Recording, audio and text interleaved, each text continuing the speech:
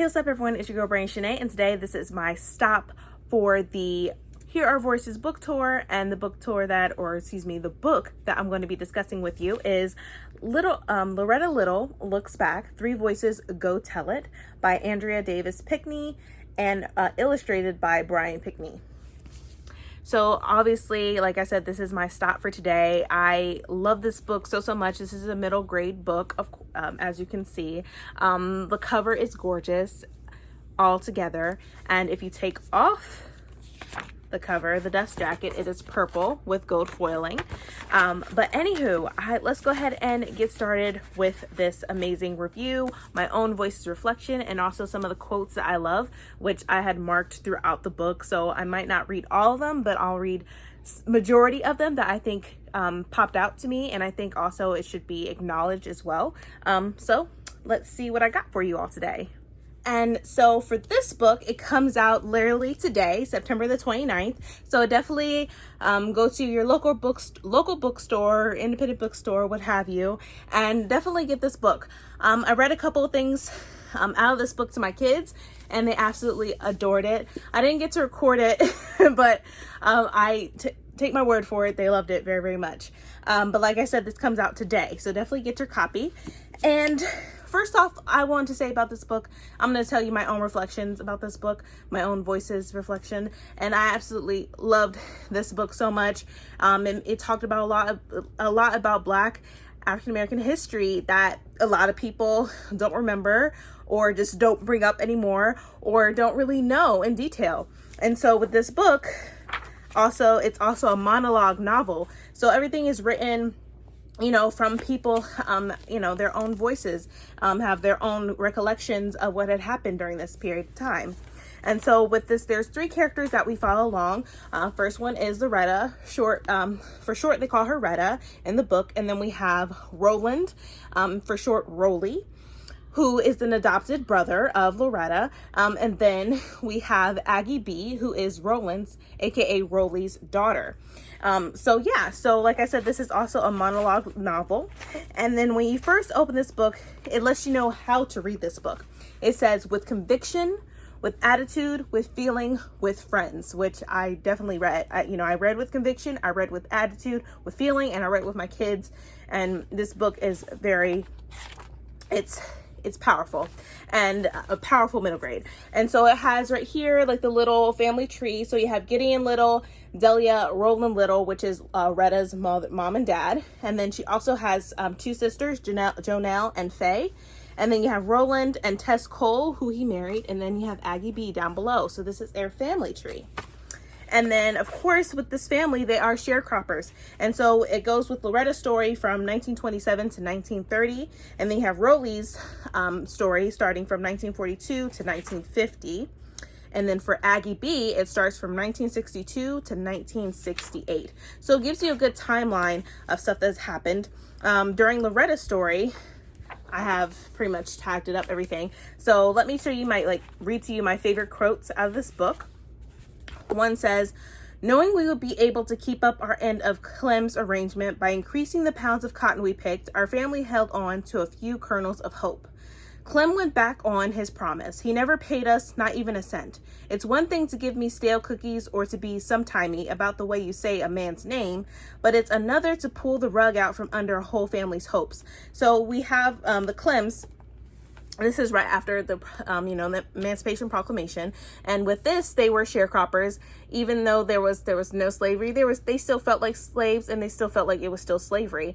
And so they were sharecroppers, and the person that owned the land, the family was trying to do was trying to own their very own land. And so with that, they had to work someone else's land in order to get the money they want to have their own land and to own it. And so with that, you have the owner who couldn't say Retta's dad's name I feel like he was doing it on purpose. He did not say his name correctly. He was saying a whole nother name, like that was his name. So that was annoying, but that also is true back in the day of what happened.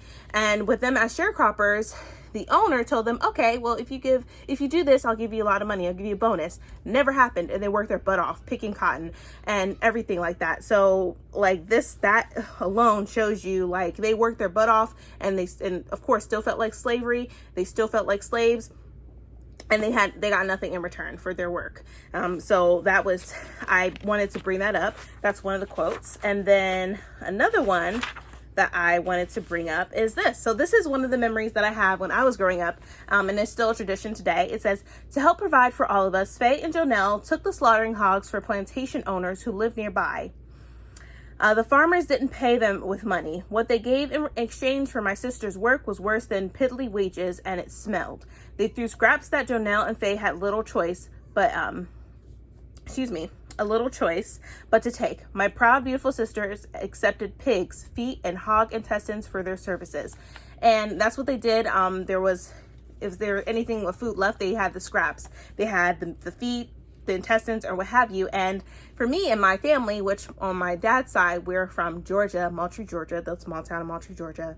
And there we, at least throughout, on Thanksgiving and Christmas, we eat chitlins, and that's become our traditions. Our tradition. Chitlins is pig intestines, if you don't know that.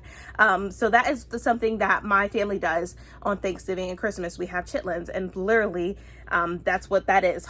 Pig hog intestines, which is pretty much described here, and that brought back memories for me. And still, my kids don't like it and everything like that, but I love it. I still love them. And for the smell, in order to get rid of the smell a little bit, is to put onion in it. It sort of helps with that, just in case if you didn't know. Because and I'm used to the smell now since I've grown up with it. So yeah. But let me see the next one. I think this is one for Rolly. Let's see.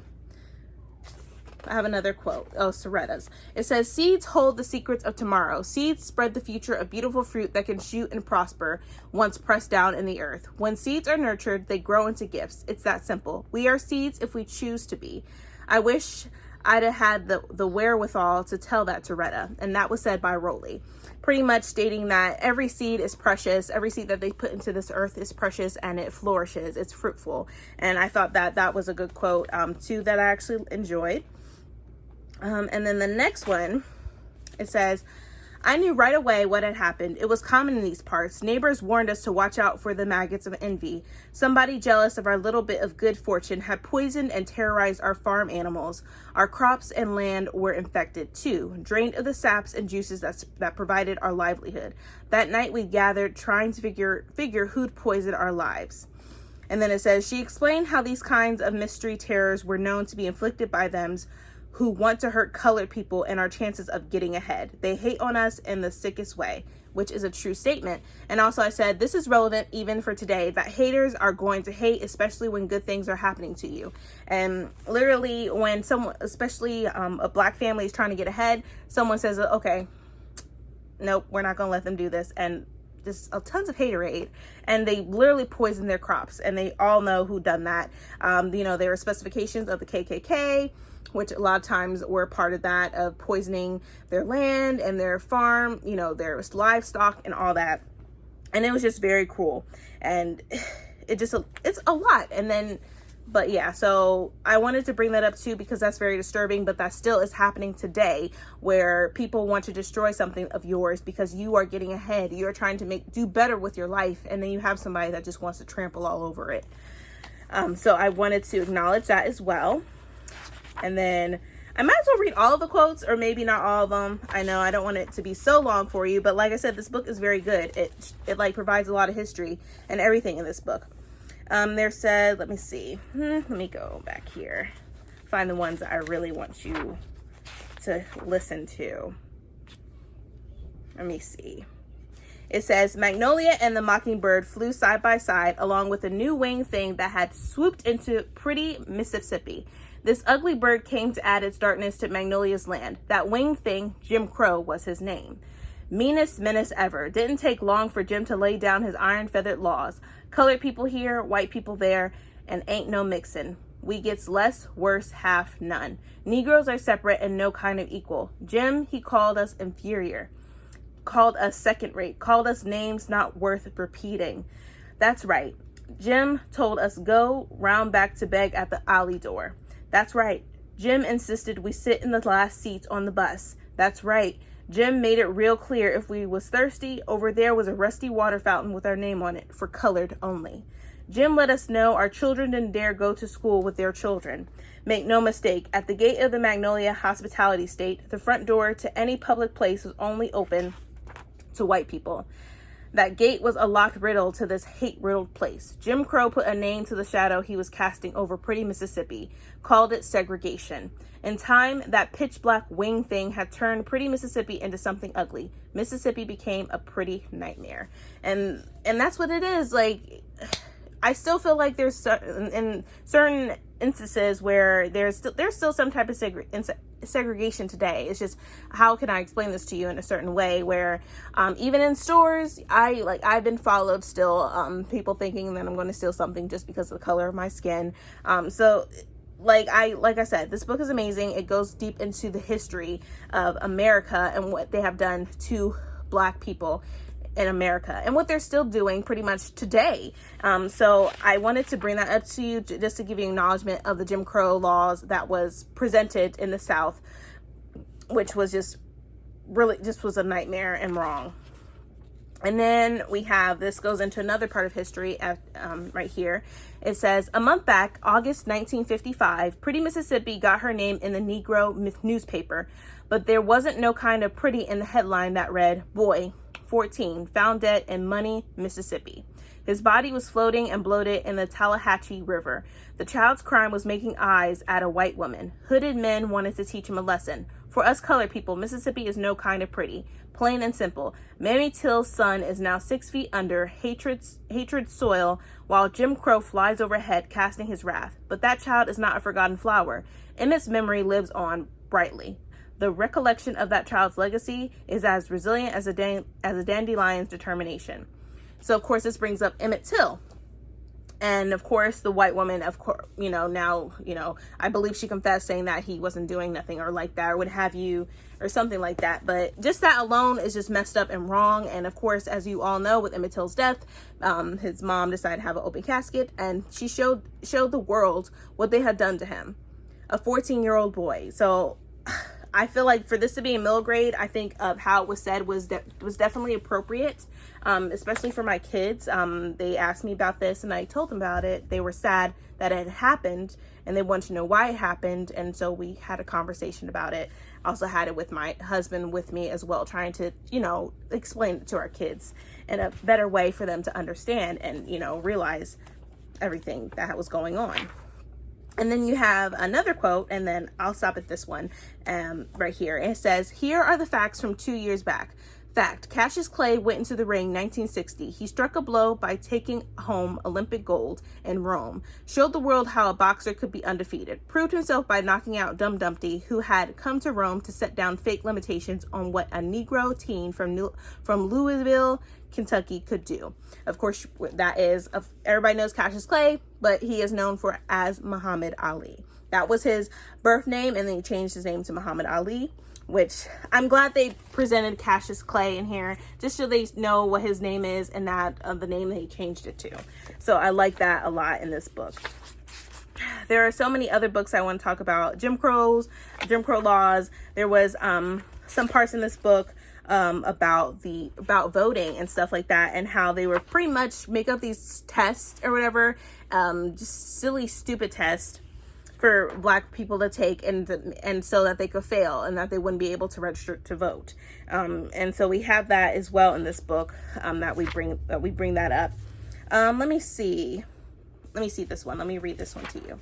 It says, seeing Aunt Retta and Paul Rowland so weak and tired, watching their spirits wither under the weight of segregation, made me know I needed to keep standing up to Mississippi's lopsided laws. So it says, knowing that their rights were being taken away from them, they were living in fear, but they were still motivated to do something about it, motivated to make a difference and to make a change and to make it a change a reality. And this was said by Aggie B, who is Rowland's daughter.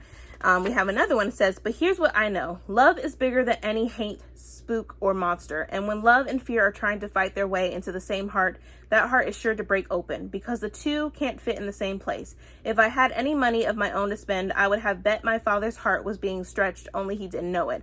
I was not about to back away now for my dream of registering people to vote. So she was helping people to vote and everything like that, motivating them to go out to vote and to pretty much studying so they could pass this test that they were pretty much giving them, which was bullcrap. But anyway, I'm getting ahead of myself. I also wanted to read this as well. It says, our determination brought on all kinds of ugly intolerance, brutality against anybody who dared to stare down injustice. Hate groups and the police tried to stop us. They harassed adults, mostly, but we kids had a front row seat to the darkest side of cruel. My SNCC friends were punched, kicked, spit on, arrested, mauled, hauled to jail, beaten black and blue, cussed out, smacked, angry racists attacked with wooden sticks, which is happening today. As you all know about Breonna Taylor, she did not get justice.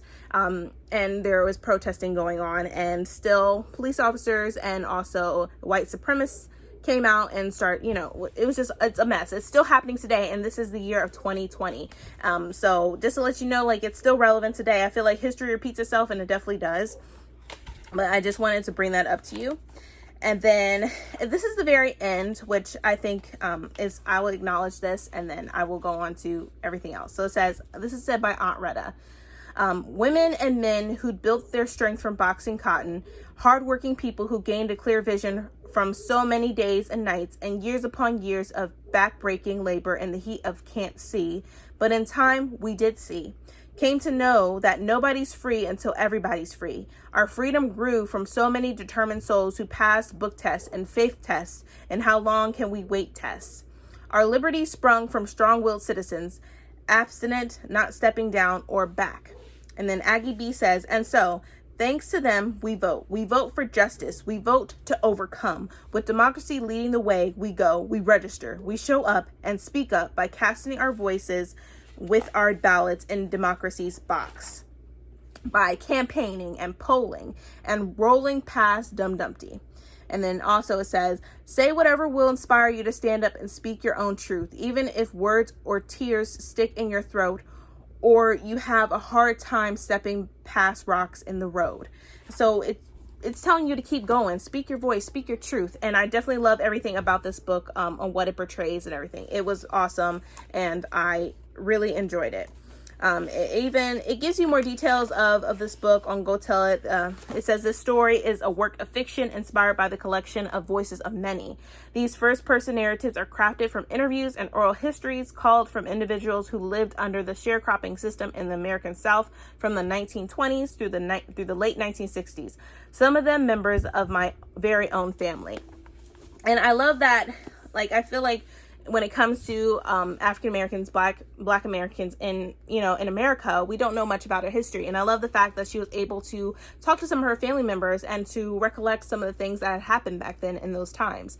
And like I said, this book is very amazing. I definitely recommend it. I gave this a 5 out of 5 stars if you want to know for real. But I love this book so much. Like I said, it comes out today, so definitely get your copy. I love this book, and I hope you enjoyed what I shared with you on some of the quotes that I really loved and I felt like should be acknowledged and should be brought up for my stop for this book tour.